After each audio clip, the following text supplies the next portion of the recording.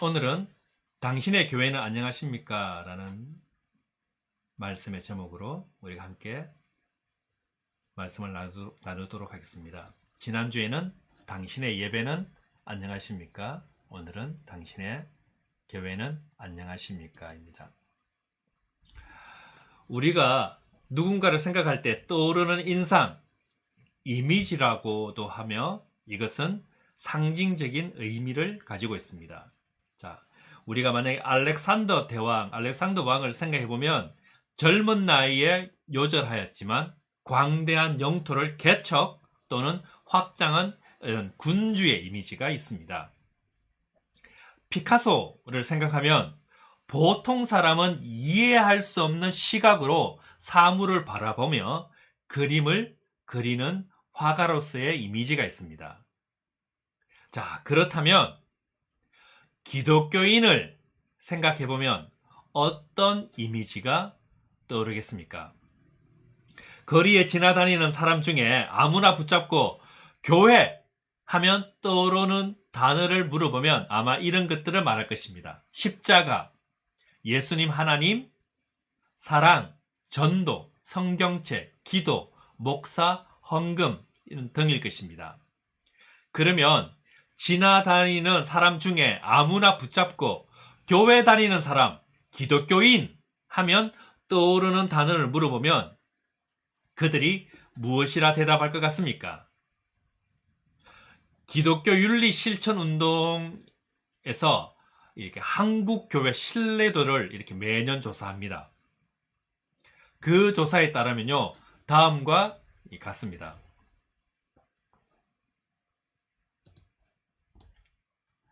매우 신뢰한다, 약간 신뢰한다, 별로 신뢰하지 않는다, 전혀 신뢰하지 않는다 이렇게 있는데 2020년도 1월에는요 매우 신뢰한다 7%, 약간 신뢰한다 25%, 별로 신뢰하지 않는다 32%, 전혀 신뢰하지 않는다 32%, 모르겠다 4%입니다. 그런데 올해 2021년 2월에 조사에 따르면요 매우 신뢰한다 5%, 약간 신뢰한다 18%로 나타났습니다.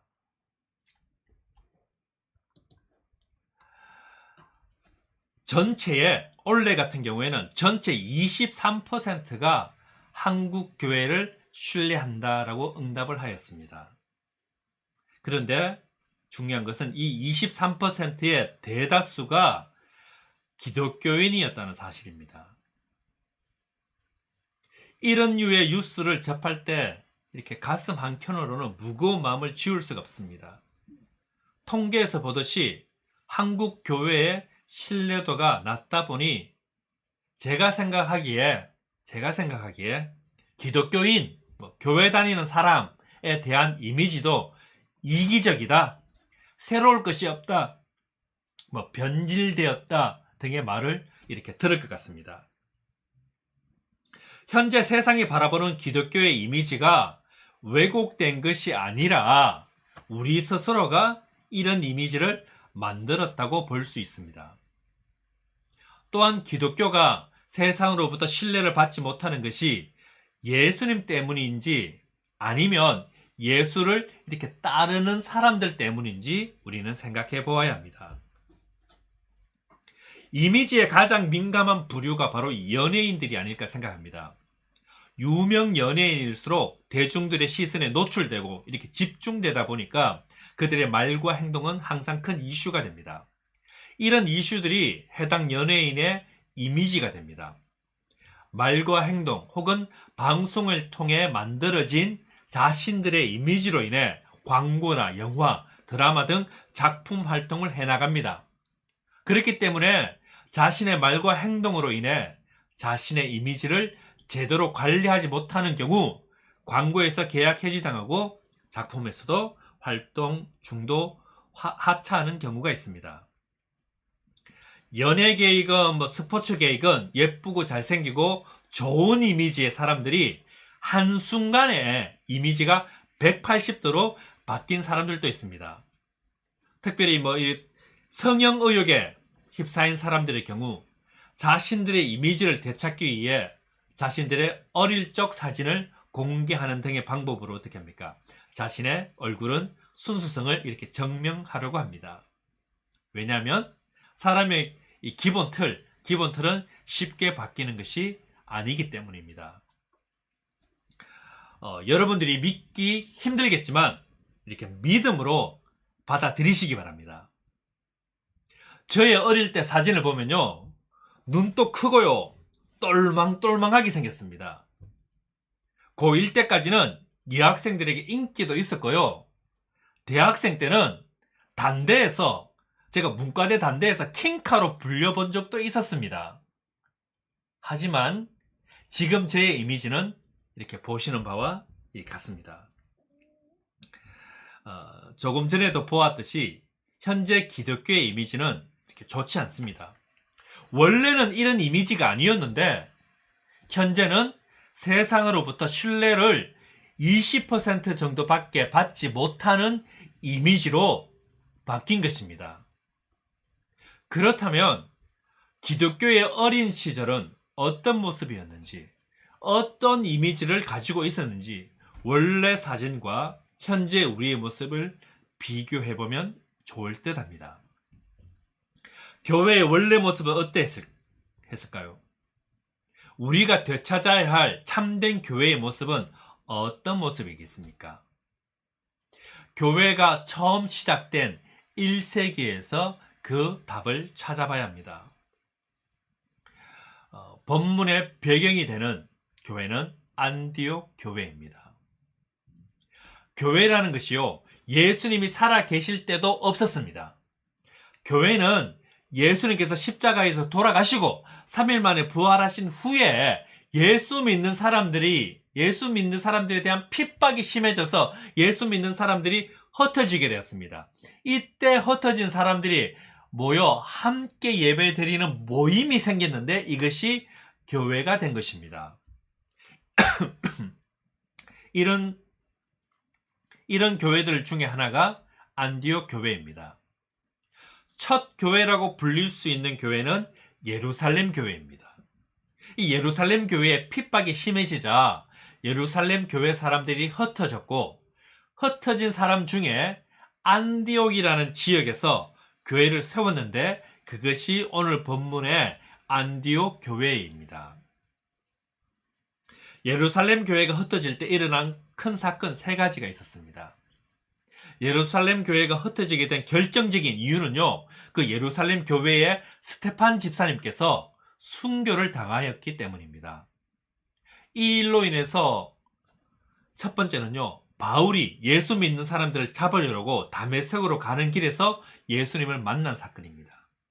두 번째는 빌립이 핍박으로 인해 흩어져서 도망가는 와중에도 복음을 전하였고, 그 중에 에디오피아 네시에게도 복음을 전한 것입니다. 세 번째가 안디옥 교회가 이렇게 개척된 것입니다. 오늘 우리는 이 안디옥 교회의 모습을 보면서 오늘날 우리의 모습과 어떤 부분이 이렇게 좀 닮아 있는지, 어떤 부분이 이렇게 다른지를 생각해보며 우리 교회들의 이미지를 새롭게 하려는 시도를 해보는 그 시작점이 될 수 있기를 바랍니다. 우선 안디옥 교회가 어떻게 만들어지게 되었는지 알아봐야 합니다. 19절에서 21절까지 말씀입니다. 제가 읽어드리겠습니다. 그때에 스데반의 일로 일어난 환란으로 말미암아 흩어진 자들이 베니게와 구브로와 안디옥까지 이르러 유대인에게만 말씀을 전하였는데, 그 중에 구브로와 구르네 몇 사람이 안디옥에 이르러 헬라인에게도 말하여 주 예수를 전파하니 주의 손이 그들과 함께 하심에 수많은 사람이 믿고 주께 돌아오더라. 첫 번째는요, 안디옥 교회는 예수 전파가 목적인 교회였습니다. 조금 전에도 말씀드렸듯이 안디옥 교회는요, 지금 핍박을 피해서 예루살렘을 떠나 안디옥까지 온 사람들에 의해서 세워진 교회였습니다. 시리아, 미얀마와 같은 지금 나라에서 내전이나 혹은 이건 전쟁이 있는 곳을 피해 이동하는 피난민들의 이 행렬을 보셨을 것입니다. 이 피난민들의 이동은요, 우리들의 이삿짐과는 분명히 다릅니다.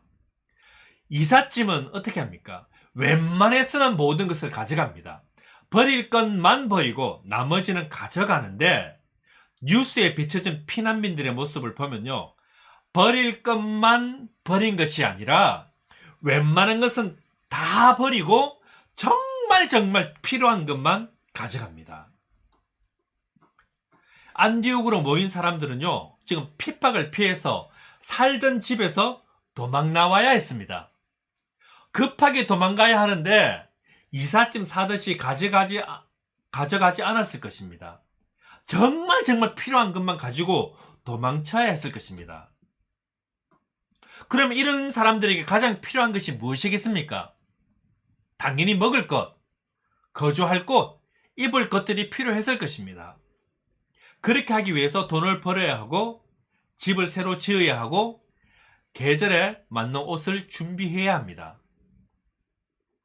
모든 것을 다시 시작해야 하는 이런 절박한 상황에서도 그들이, 그럼에도 이 사람들이 중점을 둔 것은 오늘 본문에서는 예수를 전파하는 것이었습니다. 핍박을 피해 도망 온 사람들끼리 우리 이제 뭉쳐서 잘 살아보자. 우리 함께 뭉쳐서 권력 또는 영향력을 가져보자. 라고 모인 것이 아니라, 그렇게 해서 모인 것이 아니라 예수를 전파하였다는 사실입니다. 안디옥 교회 사람들이, 미리 와 있던 사람들이 매주마다 예루살렘에서 믿음으로 인해 핍박받아 흩어진 사람들이 한 명이라도 더 와서 이 안디옥 교회 공동체가 성장하기를, 부흥하기를 원한 것이 아니라 예수를 전파하였다라고 합니다. 예수를 전파하였더니 수많은 사람들이 믿고 죽게 돌아왔습니다. 그리고 이런 부흥에 주의 손이 그들과 함께 하였다라고 성경이 말을 합니다. 교회가 생겨난 이유와 목표는 예수를 전파하는 것입니다. 예루살렘 교회 공동체에 속하였던 사람이 안디옥 교회로 옮겨 안디옥 공동체로 가는 것으로 안디옥 교회가 부흥하는 것이 아닙니다. 이것은 사람들의 모임의 숫자만 많아진 것입니다. 하나님의 관점에서 보면요, 예루살렘 교회에 있었던 하나님의 사람이 안디옥 교회로 가서 하나님의 사람으로 살아가는 것 뿐입니다. 이것은 예수를 전파하지 않아도 일어나는 현상이고요, 주의 손이 함께 하지 않아도 되는 일입니다. 물론 사는 지역을 옮긴다든지 예루살렘 교회에서 신앙생활을 하기 너무 힘들어서 교회를 옮길 수 있습니다. 그렇다고 이런 현상으로 안디옥 교회가 부흥되었다고 단정 지을 수가 없습니다. 왜냐하면요, 사람이 많아지면 당연히 사역도 많이 할 수 있고 더 많은 성림과 구원을 더 많이 할 수 있습니다. 하지만 하나님의 관점에서 바라보면요, 이것은 하나님의 자녀들의 공간적 이동일 뿐입니다. 예루살렘 하나님의 자녀가, 안디옥 하나님의 자녀가 된 것, 공간적 이동일 뿐입니다. 오늘 본문의 안디옥 교회의 부흥은요, 이와 분명히 다르다는 것입니다. 안디옥 교회 사람들은 핍박 가운데서도, 급하게 도망 나와야 하는 상황 가운데서도 예수를 전파하였다라고 말하고 있습니다. 이런 안디옥 교회에 하나님의 손이 함께 하셨다라고 성경은 말합니다. 즉, 하나님께서 도와주시고 이끌어 주셨다라는 것입니다.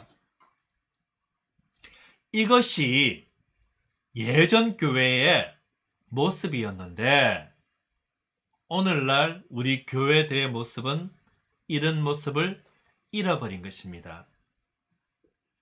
교회의 존재 목적은요, 예수를 전하는 것이지 다른 것에 목적을 두면 안 됩니다. 우리가 사는 세상에는 큰 교회도 있고요, 작은 교회도 있습니다. 작은 교회보다 더 작은 가정교회도 있습니다. 교회들마다 부흥하기를 원하고 있습니다. 그 어떤 모습의 교회라 할지라도 교회의 옛 이미지로 돌아가야 합니다. 교회의 역동성은요, 많은 사람이 많은 활동을 하는 것이 아닙니다. 교회는 복음의 능력으로 살아가고 복음을 전해야 합니다. 이것이 교회의 존재 목적입니다. 복음 전파라는 교회의 존재의 이유와 목적대로 쓰임받고 살아가시는 우리 호산나 가족들 되시기 바랍니다. 복음을 전파한다는 것이 쉽지 않음을 저도 너무나 잘 압니다. 복음은 안 부끄러운데 복음을 전하려니 부끄러운 것을 알고 있습니다. 몇 번 시도해봤지만 결과가 없었기에 실망하는 것도 잘 알고 있습니다. 그럼에도 불구하고 하나님의 손이 함께 하시는 교회, 하나님의 손이 함께 하시는 가정, 하나님의 손이 함께 하시는 개인이 되려면 복음 전파가 이루어져야 함을 성경이 말하고 있음을 우리는 기억하시기 바랍니다. 오는 주간에, 이번 주간에 여러분 주위 사람들 중에서나 길거리에서 만난 처음 보는 사람 중에서나 갑자기 마주친 그 누구에게라도 딱 한 번만이라도 예수 믿으세요. 예수 믿으세요. 라고 말해 보시기 바랍니다. 그리고 결과는 신경 쓰지 않길 바랍니다. 결과는 하나님의 몫이지 우리가 책임져야 할 부분이 아닙니다. 복음을 더 듣기 원하시는 분이 있다면, 예수 믿으세요라고 했는데 복음을 더 듣기 원하시는 분이 있다면, 우리 교회 좋아요, 우리 교회 목사님 잘생겼어요, 이런 말씀도 좋지만 나 자신이 알고 있는, 내가 알고 있는 하나님을 소개하시고 내가 경험한 것들을 이야기하시고 나 자신이 믿음 안에서 성장하는 모습을 보여주시면서 전도해 보시기를 바랍니다. 둘째로는요, 안디옥 교회는 막힌 당, 유리벽을 헐고 모두를 포용하는 교회였습니다. 사도행전 13장 1절에서 3절 말씀입니다.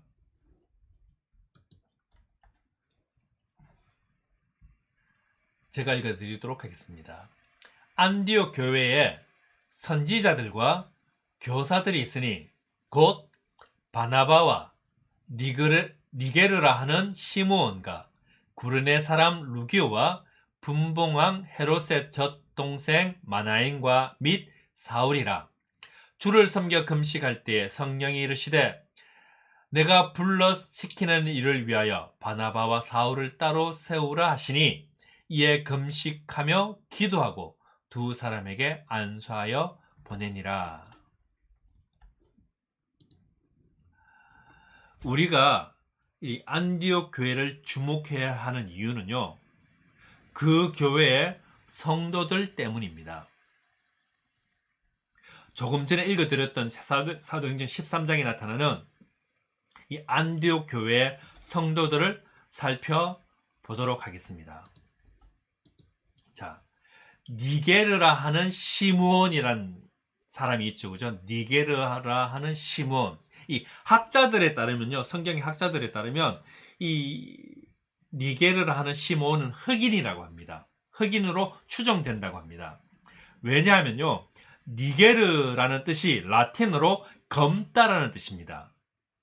라틴어 니게르에서 흑인을 말하는 니그로라는 단어가 생겨났다고 합니다. 그리고 구레네 사람 루기오도 보이시죠? 이 루기오와 관련된 다른 성경 기록이 없어서 이 단정 지어서 말할 수 없지만 구레네라는 이 지역은 북아프리카의 항구 도시였습니다. 그리고 분봉왕 헤롯의 젖동생 마나엔, 그죠? 분봉왕 헤롯의 젖동생 마나엔은요, 이 조금은 복잡한 배경을 가진 인물입니다. 이 사람을 이해하기 위해서는요, 조금 복잡한 족보를 알아볼 필요가 있습니다.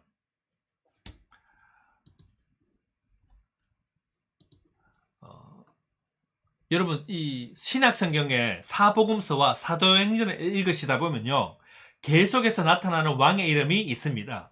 누굽니까? 헤롯 왕입니다. 헤롯 왕. 사복음서나 사도행전에 다 헤롯이라고 적혀 있으나요? 다 다른 사람입니다. 다 다른 사람. 자, 이스라엘이 로마에 의해 정복당한 후 당시 이스라엘을 다스리던 왕가가 헤롯입니다. 그 왕가의 이름이 헤롯인데, 첫 번째 왕 이름이 헤롯 안티파더 2세입니다. 헤롯 안티파더 2세. 그 아들이 누구냐면요, 헤롯 1세입니다. 이 헤롯 1세가 누구냐면요, 예수님께서 탄생하실 때 동방박사들이 와서 만난 왕이 누구냐면 이 헤롯 1세입니다.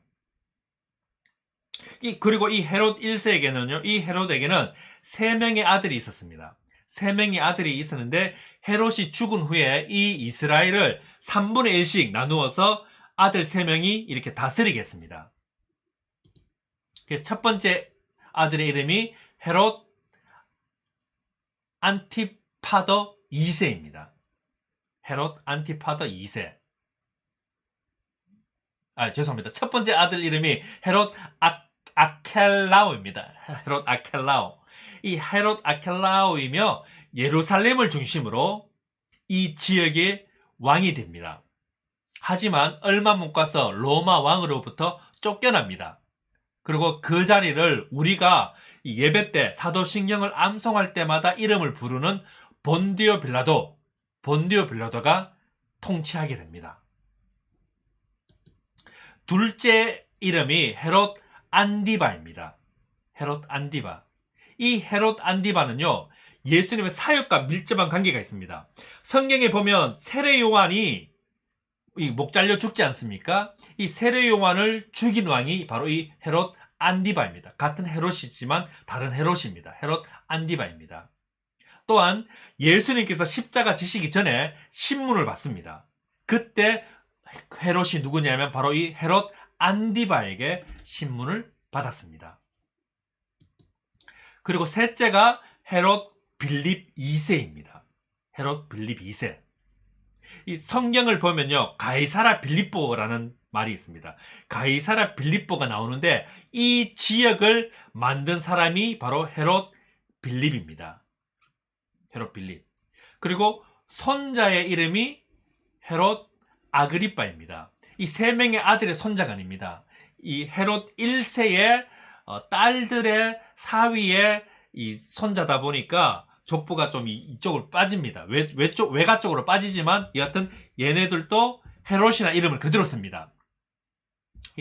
이 손자 이름이 헤롯 아그리빠 1세인데 사도행전 12장에 보면요, 우리는 오늘 11장과 13장을 잠시 읽었잖아요. 사도행전 12장에 요한의 형제 야고보를 죽이는 왕이 바로 이 헤롯 아그리빠입니다. 그리고 12장에 보면 벌레에 먹혀 죽은 왕입니다. 벌레에 먹혀 죽은 왕이 이 헤롯입니다. 증손자가 있습니다. 그 증손자가 헤롯 아그리빠 2세입니다. 이 사람은 누구냐면요, 사도행전 26장에 넘어가면 바울이 신문당할 때 그 앞에 섰던 왕 이름이 이 헤롯입니다. 이 성경에서 같은 헤롯이라도 조금 다릅니다.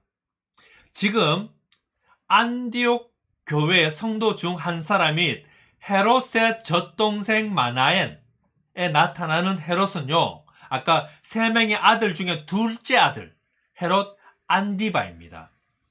헤롯 안디바. 즉, 헤롯 안디바의 젖동생이었던 마나에는요, 왕족이며 귀족 출신입니다. 그러니 당연히 마나에는요, 기독교를 핍박하고 예수를 죽였던 헤롯 왕가 출신이라는 겁니다. 자, 그러면 바나바는 어떤 사람인지 한번 또 알아보도록 하겠습니다. 사도행전 우리 오늘 본문 24절에 보면 이렇게 이야기합니다. 바나바는 착한 사람이요 성령과 믿음이 충만한 사람이라. 성경이 바나바에 대해서 설명하는데 착한 사람이다, 성령과 믿음이 충만한 사람이다 라고 설명합니다. 이 바나바의 뜻은요, 바나바는 별명입니다. 사람 이름이 바나바가 아니고요. 바나바는 별명인데, 이 바나바라는 이름의 뜻이 뭐냐면요, 사도행전 4장 36절에 따르면 위로하는 사람, 인카리지먼트 하는 사람입니다. 또한 바울도 있습니다. 여러분, 바울이 누굽니까? 예루살렘 교회가 핍박으로 흩어지게 된 결정적인 이유가 스테반의 죽음이었다는 것을 우리가 오늘 성경 통해서 보았습니다. 이 스테반의 죽음에 결정적인 역할을 한 사람이 예수님을 만나 회심하기 전에 이 사울, 곧 오늘 성경에서 말하는 이 바울입니다. 자, 지금 안디옥 교회에서 존경받고 있고 안디옥 교회 성도들의 이 구성원을 보면요, 도저히 함께 할 수 없는 사람이 함께 모여 있습니다. 인종과 신분, 사회적 지위와 얽혀진 과거의 일들로 꼬여서 풀리지 않을 것 같은 관계임에도 불구하고 그들은 한 팀으로 안디옥 가족으로 함께하고 있다는 사실입니다. 오늘날 교회들이 옛 이미지로 돌아갈 모습은요, 예수 안에서 막혀있고 보이지 않는 모든 벽들이 허물어지고 포용하는 교회여야 합니다. 교회 안에 유일하게 있어야 할 벽은 딱 하나 있습니다. 남녀 화장실 벽뿐이어야 합니다. 교회에 와서 직업이 무엇이고 연봉이 얼마이고 피부 색깔이 어떻고 출신 지역이 어디고 학력이 어떻고 어떤 집에 살고 어떤 차를 몰고 다니고 뭐 이런 거 전혀 쓸모없는 것들입니다. 하나님의 도움의 손은요, 우리의 겉모습을 보시지 않으십니다. 교회 안에서 모든 담을 허물어 버리는 교회와 성도님들 되시기 바랍니다. 교회 안에 있는 유일한 벽은 무엇뿐이라고요? 남녀 화장실 벽뿐이어야 합니다. 제가 농담처럼 말씀드리지만 이것은 진심입니다. 교회는 모임을 위해, 사역을 위해 그룹으로 만날 수 있지만요, 자기들끼리만 모여서는 안 됩니다. 교회 내에서 친한 사람이 모일 수 있습니다. 내가 좀 더 친하니까 모일 수 있습니다. 하지만 따돌림이 있어서는 안 됩니다. 교회에서는요, 직분이 있을 수 있습니다. 교회는 직분이 있어요. 하지만 이것이 서열이 되어서는 안 됩니다.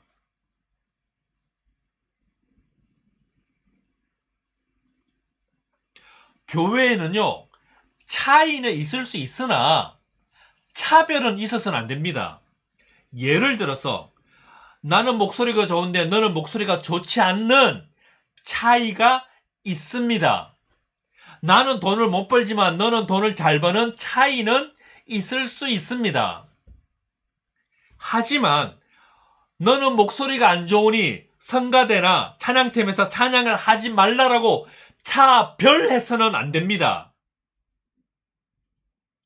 남자와 여자의 차이는 있습니다. 하지만 뭡니까? 남자와 여자의 차별이 있으면 안 되는 것이 교회여야 합니다. 뿐만 아니라 안디옥 교회는 함께 기도하는 교회였습니다. 요즘 인터넷 예배를 드리면서 설교 후 함께 기도하는 시간을 갖지 못하고 있습니다. 너무너무 아쉽습니다. 각자의 처소에서라도 기도하는 시간을 갖는 것도 좋습니다. 매일 아침 또는 저녁에 같은 시간에 기도하기를 권면드립니다. 서로를 위해서 꼭 기도해 주시기 바랍니다. 말씀을 맺겠습니다. 1세기 교회가 세워지던 시절의 교회의 모습들을 성경을 통해서 보았습니다. 마치 한 장의 이미지를 보듯이 지금 우리 예배자들의 머리에 각인되었을 것이라 생각합니다. 안디옥 교회의 교인들의 삶이 예수님의 삶과 얼마나 닮았는지 주위 사람들은요, 안디옥 교회 사람들을 부를 때 예수를 닮은 사람이라 불렀습니다. 본문 26절입니다. 만남에 안디옥에 데리고 와서 둘이 교회에 1년간 모여 있어 큰 무리를 가르쳤고, 제자들이 안디옥에서 비로소 그리스도인이라 일컬음을 받게 되었더라. 비로소 그리스도인이라 일컬음을 받게 되었더라. 그리스도인이라는 말의 정확한 표현은요, 그리스도를 닮은 사람이라는 뜻입니다. 제가 설교를 시작할 때 한국교회 신뢰도에 대해 조사한 것을 보여드렸습니다. 신뢰도가 낮은 것은 예수님 탓이 아닙니다. 성경의 가르침이 잘못된 것도 아닙니다. 교회가 잘못 만들어졌기 때문도 아닙니다. 교회 안에 있는 사람들이 신뢰성을 잃어버렸기 때문입니다. 교회가 세상의 희망이 되지 못하고 신뢰를 받지 못하는 이유는 예수님의 잘못도 아니고요, 성경의 가르침이 잘못된 것도 아닙니다. 그 안에 있는 사람들이 예수를 닮은 사람이 되지 못했기 때문입니다. 즉, 그리스도인이라 불리지 못하기 때문입니다. 우리가 다시 어린 시절로 돌아갈 수 없듯이 우리는 1세기 교회로 돌아갈 수가 없습니다. 하지만 비로소 그리스도인이라 일컬음을 받게 된 그때 그 사람들의 영성으로 되돌아가야만 합니다. 그때 그 사람들의 영성을 되찾아야만 합니다. 우리가 되찾아야 할 영성은 예수를 전파하고 어떤 것이라도 포용할 수 있어야 하며 차별이 있어서는 안 됩니다. 우리는 21세기 호산나 가족이지만 1세기의 영성을 가진 교회로 함께 세워져 가십시다. 우리가 바뀌면 하나님의 손이 함께 하셔서 세상이 저절로 그리스도인을 신뢰하게 되는 날이 1세기 때처럼 다시 올 것입니다. 기도드리겠습니다.